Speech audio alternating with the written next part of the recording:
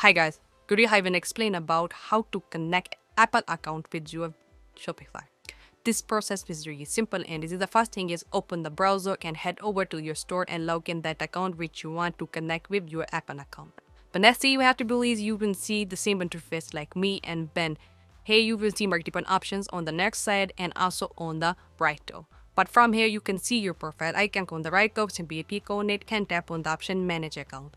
Once you click on it, you will get access to your account where you can mimic each and single thing of your account. Like, and you can verify your email address, upload a picture, enter your first and last name. Here you can also change your name.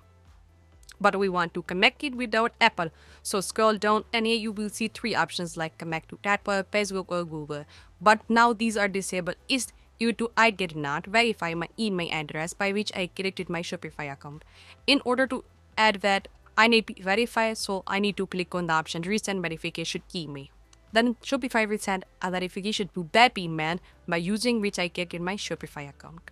Once I will confirm that, then these three options will be enabled. Then I need to click on the option connect to Apple. Then in another window, I need to enter the Apple ID and password can just me to verify that on my Apple ID.